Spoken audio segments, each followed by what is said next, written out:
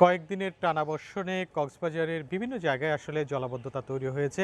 আমি এই মুহূর্তে রয়েছি কক্সবাজার জেলার চকরিয়া উপজেলার চকরিয়া সরকারি কলেজে। আপনারা নিশ্চয়ই আমার পেছনে দেখতে পাচ্ছেন আসলে পানিতে টইটুম্বুর অবস্থা রয়েছে চকরিয়া সরকারি কলেজ। এখানে আজকে পরীক্ষা হবার কথা ছিল, কিন্তু পরীক্ষা স্থগিত হবার কারণে আমরা দেখছি অনেক শিক্ষার্থী কিন্তু ভুলে এসেছেন, কিন্তু অনেকে খবর পেয়ে আসেননি। এই চকরিয়া কলেজের আমরা দেখেছি শ্রেণীকক্ষে প্রায় হাঁটু পরিমাণ পানি। আমি সেই চলাচলের যে প্রধান সড়ক কিংবা প্রধান পথ এই চকরিয়া সরকারি কলেজের সেখানে রয়েছে, সেখানে আসলে হাঁটু পরিমাণ পানি রয়েছে। আমি চকরিয়ার আরও বিভিন্ন জায়গা দেখেছি যেখানে আসলে জলাবদ্ধতা তৈরি হয়েছে। পানি নিষ্কাশনের আসলে সঠিক ব্যবস্থা না থাকার ফলে এই জলাবদ্ধতা তৈরি হবার কথা বলছে এখানকার স্থানীয়রা। এছাড়া জেলার চকরিয়া, পেকুয়া, মাতামুহুরী, উখিয়া, টেকনাফ থেকে শুরু করে জেলার বিভিন্ন অঞ্চলে কিন্তু আমরা দেখেছি এই কয়েকদিনের টানা বর্ষণে কিন্তু নিম্নাঞ্চল প্লাবিত হয়েছে এবং কোথাও কোথাও জলাবদ্ধতা সৃষ্টি হয়েছে। আমি একটু কথা বলতে চাই, এখানে একজন পরীক্ষা দিতে এসেছিলেন এক শিক্ষার্থী। আমরা একটু তার সঙ্গে কথা বলবার চেষ্টা করি আসলে কিভাবে আপনারা জানতে পারলেন, এবং নিচে গতকালকে তো একটা নোটিশ দিয়েছে যে পরীক্ষা বন্ধ, আপনি তারপরও কেন এসেছেন?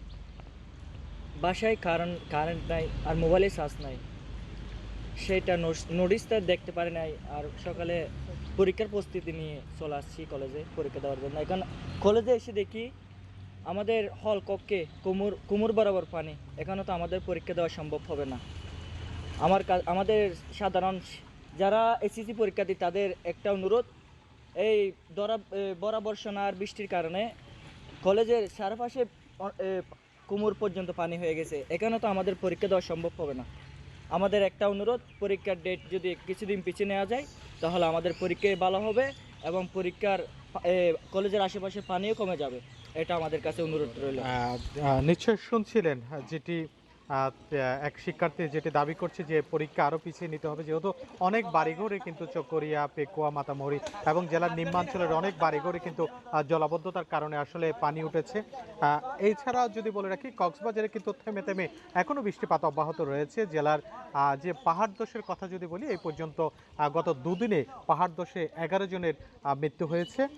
আমরা যদি বলি যে জলাবদ্ধতার কারণে চকরিয়া, পেকুয়া এবং বিভিন্ন জেলার বিভিন্ন নিম্নাঞ্চলের মানুষ কিন্তু দুর্ভোগ পোহাচ্ছে। সবচেয়ে বেশি দুর্ভোগ পোহাচ্ছে নারী এবং শিশুরা। আপনারা নিশ্চয়ই জানেন। আমি একটু দেখাবার চেষ্টা করি। এখানে আসলে অনেক শিশু আসলে এই যে কোমর সমান পানি কিংবা তারও বেশি পানির উপর দিয়ে কিন্তু এখানে আসলে চলাচল করছে।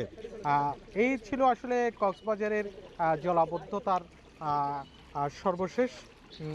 জলাবদ্ধতা আসলে এখানে যেভাবে তৈরি হয়েছে সেটি আসলে কবে নাগাদ আসলে এই পানি নিষ্কাশন ব্যবস্থা সচল হয়ে এই পানি নেমে যায় সেটি আসলে বলার অপেক্ষা রাখে। এই ছিল আসলে কক্সবাজারের জলাবদ্ধতার সর্বশেষ।